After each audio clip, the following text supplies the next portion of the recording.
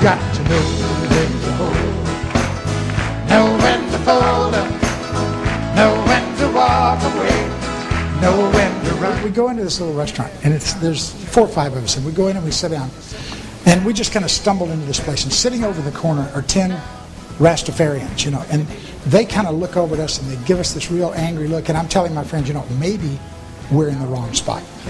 Perhaps we should take this as a signal and leave. And I'm telling you, we stand up, and all of a sudden, in unison, they start singing, "You got to know when to hold a man." And they were the nicest guys. And they bought our lunch, and we sat there for like 2 hours to talk. But it was so cute. You got to know when to hold a man. You know? Yeah, man. Yeah, man. You got to know when to hold, know when to fold up, know when to walk away, know when to run. Find time to leave me, Lucy. For hungry children, dropping the beat. Well, just take over, why don't you? I had some bad times, doing okay. some sad times, but this time you heard me walking. You picked a fine time to leave me, Lucy. Okay, why don't you guys just rest up for a minute? I know how tiring that must have been to you. And for God's sakes, quit swaying.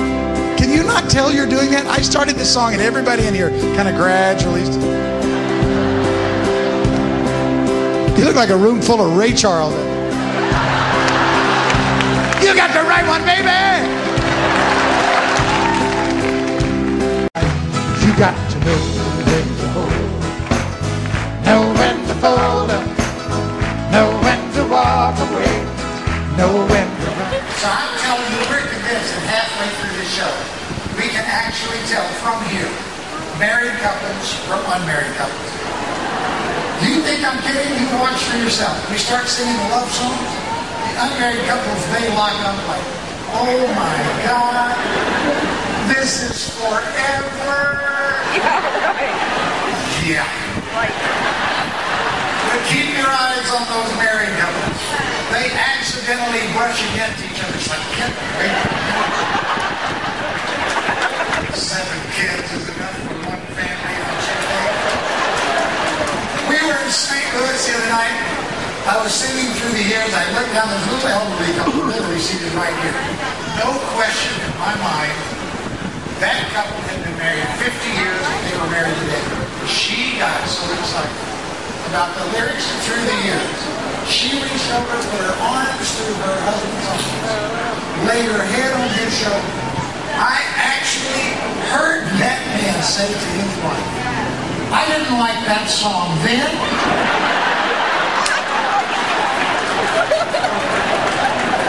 And I don't like it now. You got to know when to hold, know when to fold up, know when to walk away, know when to... So when you're riding down the highway, Yeah. you got the radio on, and a Kenny Rogers song comes on the radio.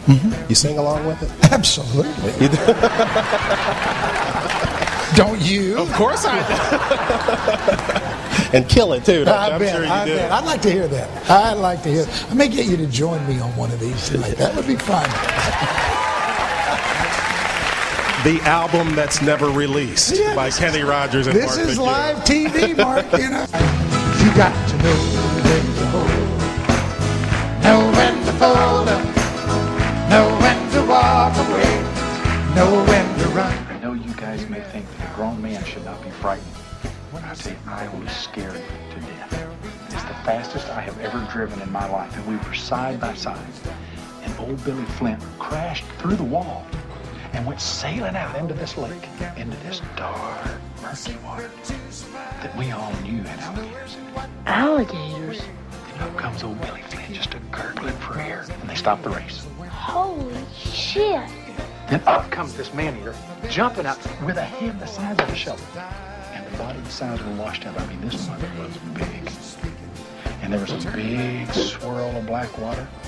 That's the last we ever saw of poor Billy Flint.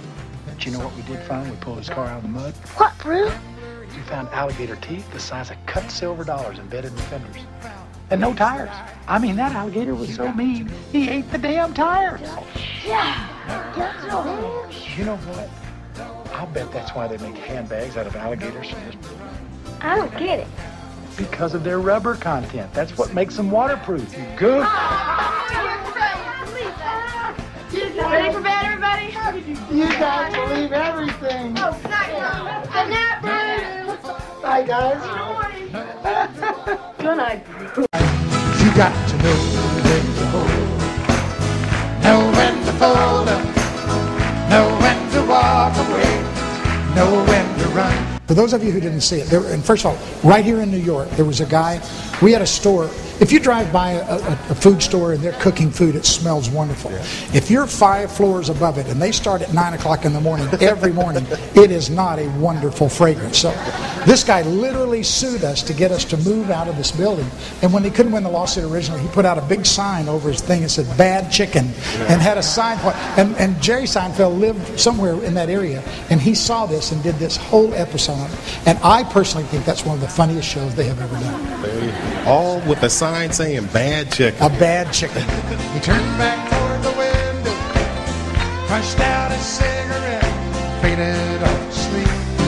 Then somewhere in the darkness, the gambler he broke even.